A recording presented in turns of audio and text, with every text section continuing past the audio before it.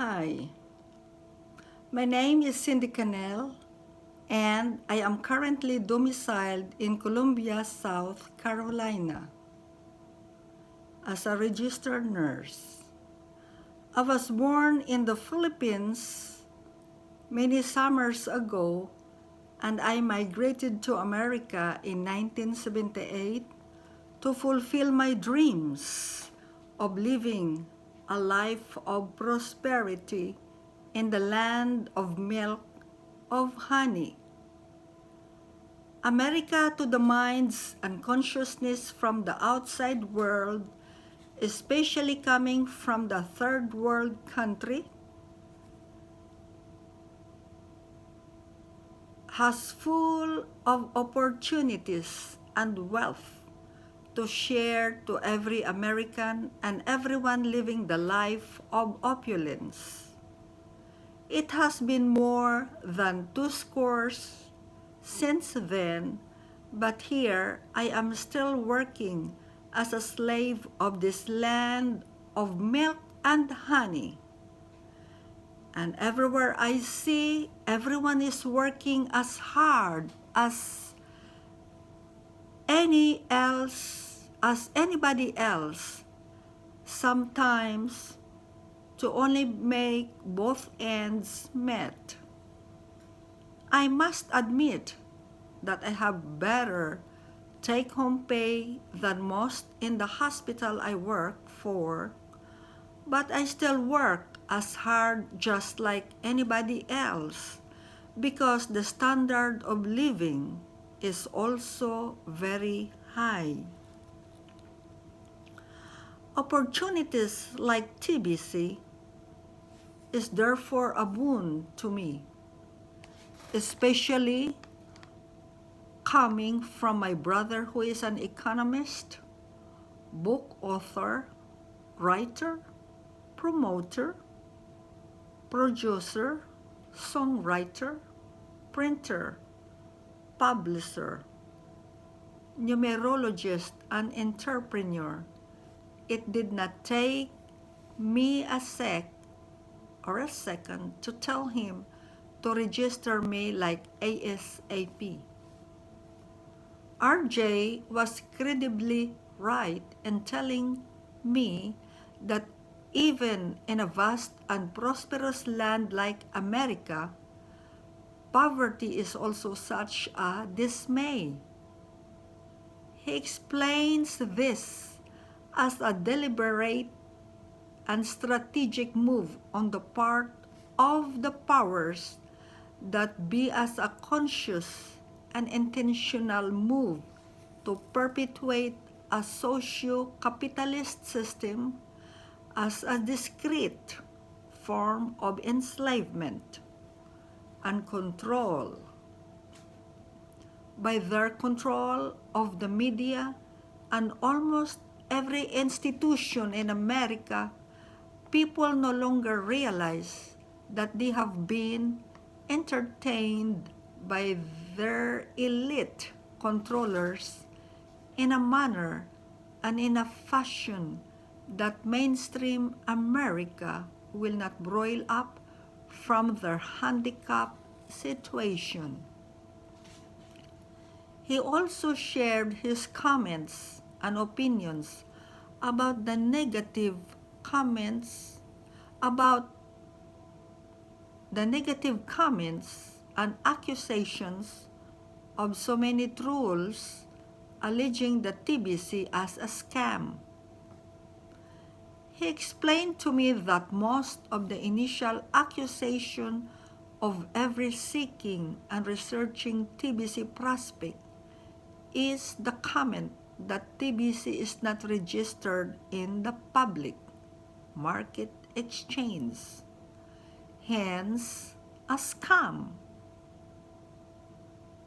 And once they discover this, these trolls will immediately make a big fuss and a pandemonium as if they have discovered a trove of treasure by accident.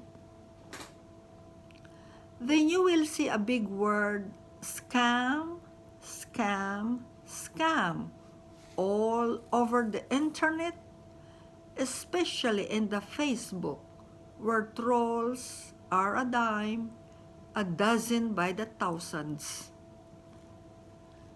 Even if the TBC is described and explained as a private cryptocurrency, they will not even bother to explore further to understand what such kind of private cryptocurrency animal is TBC. Especially for Americans and Filipinos alike, where brainwashing of their minds is already steeped in the consciousness of these people.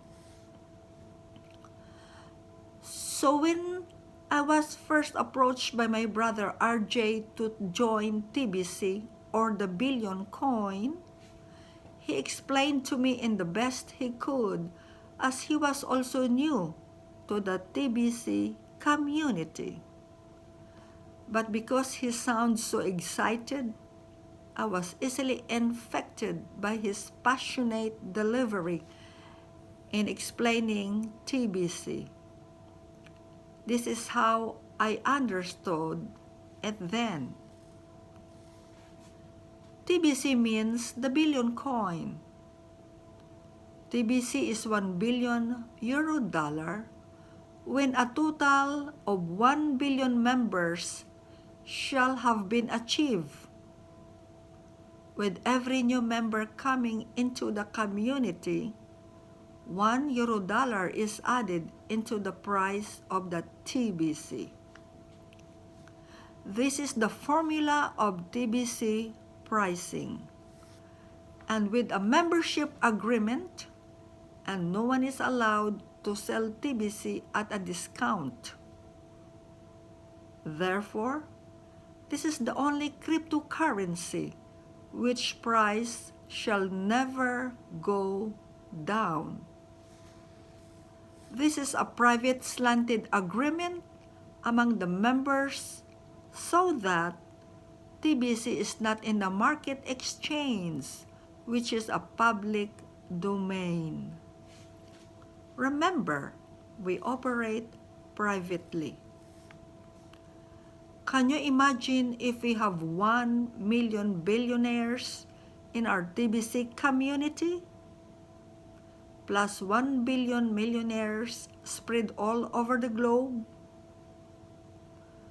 Don't you think we can make a big hell of a difference even as we operate in a private market by creating our own private economy, trading among ourselves, hence outside of the controls and manipulation of the banking cabal, that very evil global elite currently in control of the entire Western banking system, using the non-US government-owned Federal Reserve Bank as their flagship to illegally print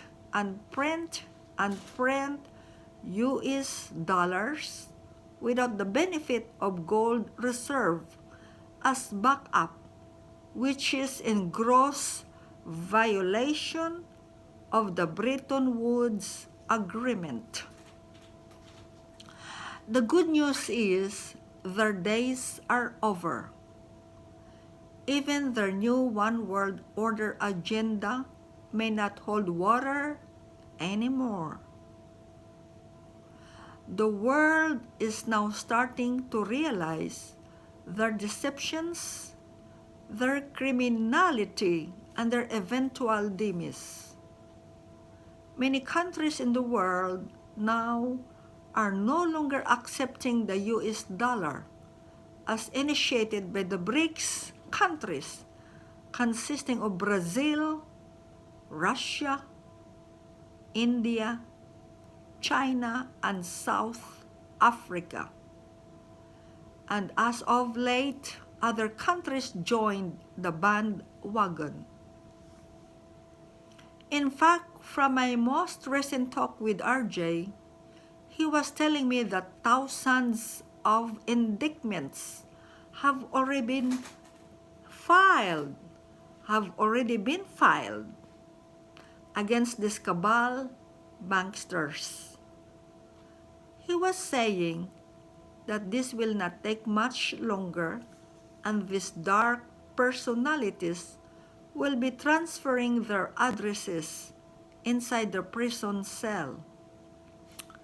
Another point hastening this process is the board of directors, comprising the Federal Reserve Bank, has been removed by President Trump and replaced them with honest, credible Americans that will protect the real interest of the Americans.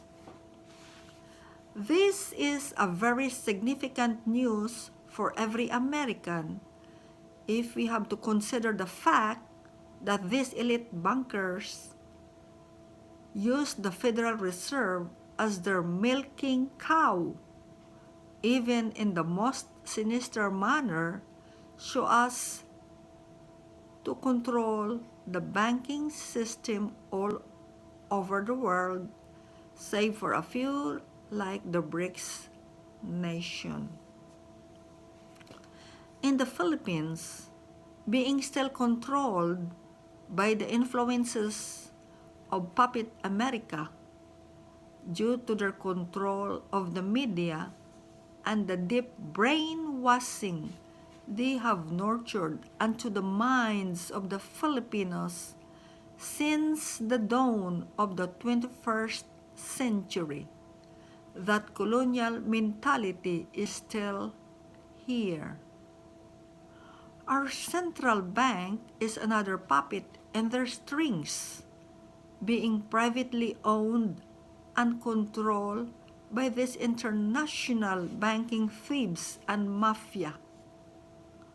We're lucky enough that we have had a true leader, that we have a humane leader like President Marcos, who did not yield to the pressures, and strangulation of this banking cabal. Instead, he chose to keep the immense wealth under his care as master holder, or M1, of God's wealth, which is reserved for the people of the world, most especially the Filipinos, who are the principal heirs of this wealth. Kudos as well to our current President Rodrigo Duterte, who assumes such mantle of responsibility to fight for the welfare of the Filipinos and the Philippines. Not the least to admire is the non-puppet, anti-system current President of the United States, Mr. Donald Trump, who is aware of his spiritual mandate. Again, who is aware of his spiritual mandate to save America from the control of these global elites. From the recent successive moves of President Trump to quell the evil operations of these dark forces, I remember RJ also telling me that Hillary and Obama cannot hide no longer. Most of their colleagues are already frantic of what they were hearing from the grapevine. RJ said that John McCain is the latest culprit from his team of criminals to have been convicted and well imprisoned, but instead of facing the harrowing prospect of being incarcerated, John McCain, as an intellectual elite, as he is decided to claim cancer and could die any moment. A big number of these is coming according to QAnon, and as was narrated by my brother to me. By the way, everybody can go to the internet and just Google QAnon. Q like Queen, Anon is like anonymous. It's the spelling of Anon is ANON. Actually, this is the first time I have heard about QAnon. And when I went to the internet, there's a lot information about everything that you should know. And some of them does not know about this. The telegraphic messages from QAnon, according to RJ, are already hinting at another big name and big project to explode a breaking news. Since time immemorial, humanity has been shackled into enslavement, and TBC is the only solution to this misery. No longer will the Western banks of evil forces can take control and manipulate our own private bank created for this purpose for the TBC community. And for our TBC to be pig in gold, no bank can be stronger and more stable than our TBC bank. It could even be a bullion bank, and no government as well can intrude in our new private economy, where every TBC member can reclaim their full sovereignty as private dignified individuals. The strategy of redemption starting May 2018, created by the admin of TBC, is one big step in dissociating us from the controlling clause of the system. Such system is so evil, which has been designed to perpetuate the enslavement and control of humanity. This is why I am excited to expedite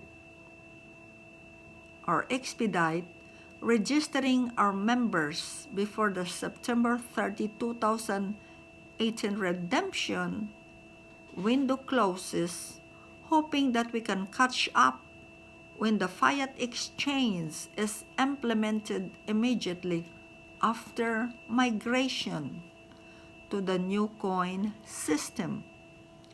I'm sure the admin is working hard with his team to deliver this release, as this is a strong and positive manifestation and motivation for me to rally everyone to be a part of this spiritual endeavor in the company of the lighted force. Right here, right now with TBC, we have a clear vehicle and with a methodology of humanity's redemption. And it is just as exciting as we continue to work and wait to finally claim our victory to freedom. Surely, the lighted force shall be with us. For a long time now, countries like the Philippines, especially the United States, have been subjected to this controlling global elite, using the very constitutional maritime laws and the law of commerce in our judicial and legal system, thus creating fictitious strawman entities in our legal and financial system. The U.S. is a slave unto this global elite based in the city of London, Basel, Switzerland, Vatican City, and their politico-military counterpart in the District of Columbia. This is very true in the Philippines by way of extension. Their manipulation and design of the system is so intricate, so complex, and so discreet as to be easily discerned. Our very being has been so manipulated and defrauded for far too long until we realize their criminal scheme. Can you imagine how these global elite controllers create a strawman entity out of us? Can you imagine a shadow person, a strawman, a fictitious entity, just like a corporation, which is considered a person, has been created out of our sovereign being? A strawman is just a name. No hands, no feet, no bones, but it exists in the system. And you, the sovereign individual, you are the reason why the strawman, which is only a name, can operate just like a human. It is your ignorance of the system, folks. You have been duped. You have been deceived. You have been enslaved for far too long now.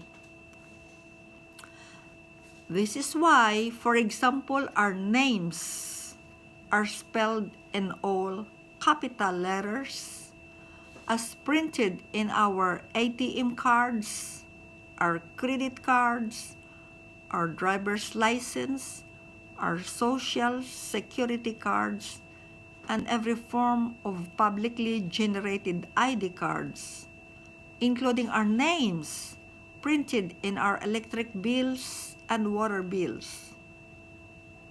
For a long time now, they have surreptitiously deceived us and secretly caused us to abrogate our rights and assigned such rights to them, so they have control and jurisdiction over us through that fictitious name that they created out of us in the process.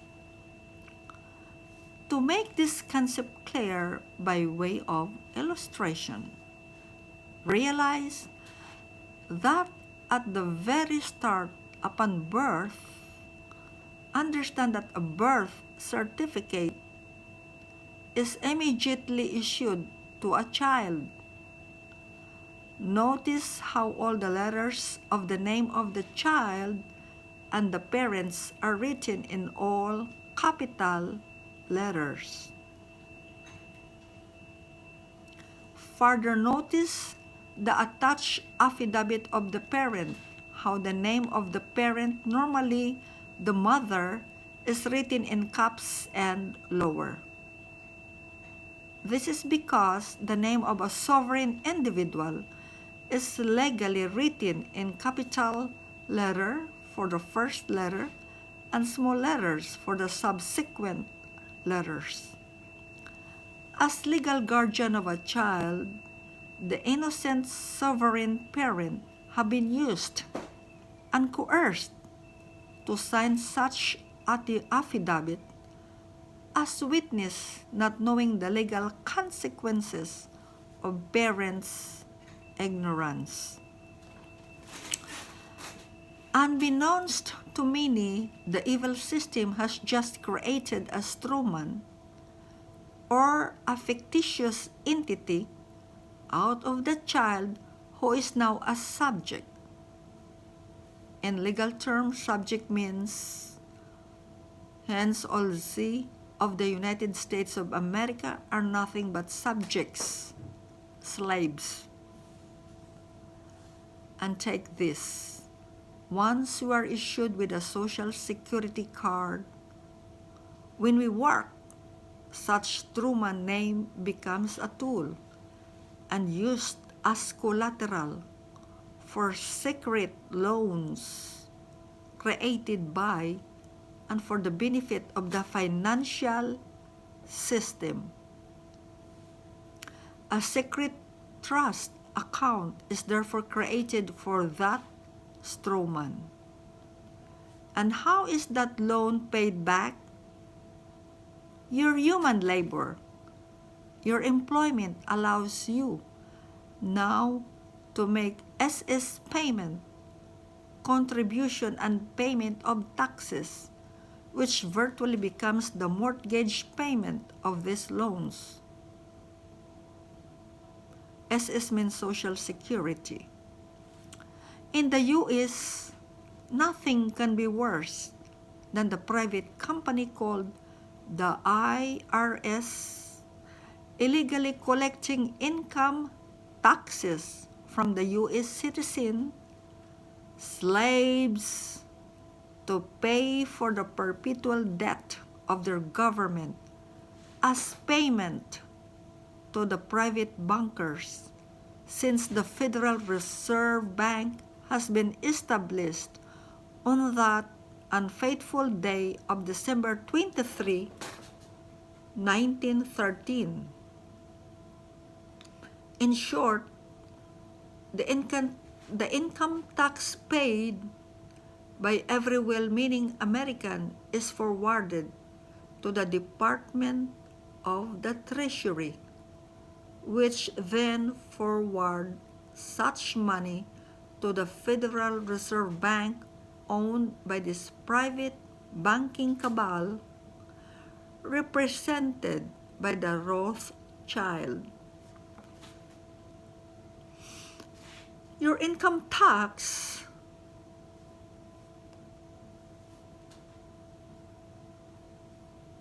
does not go to the U.S. government. The Federal Reserve Bank then rechannels this tax money back to the banks to create more loans, thus further compounding the money supply and causing the economy to bloat and suffer endless inflationary spiral. This is the real cause and secret of the never-ending inflation, the continued rise in prices. How sad that Americans have been duped by this global elite all these years. To explain further this evil system, this system of control happens only when you apply for a driver's license. When you come to the DMV or LTO to apply for a driver's license, you are practically giving up your natural and constitutional rights to drive. In fact, you have just abrogated your rights.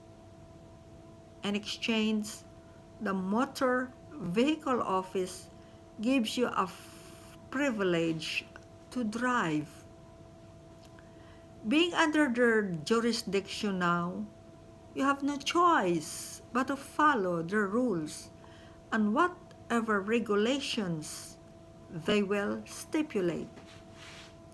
Otherwise, you will be slapped with a traffic ticket, and that means court appearance and penalty. Notice how the traffic courts operate like a factory.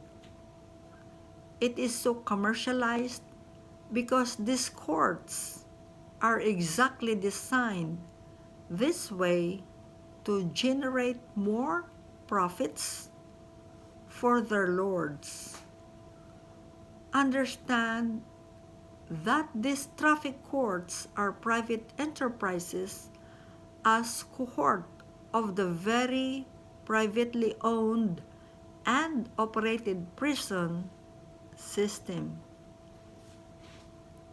Knowing the international scenario of how the world has been duped and deceived by this private banking cabal of Khazarian, Zionist origin as part of the very complex Illuminati group, I am even more driven to push the TBC in the global marketplace because of the concept, the design, and the entire system of what TBC is all about. TBC is about the only medium that can transcend the evil plans of these satanic global controllers to introduce their 666 agenda. Remember now, with TBC, we don't need the mark of the beast. Isn't that neat? We can be our own private market of buyers and sellers.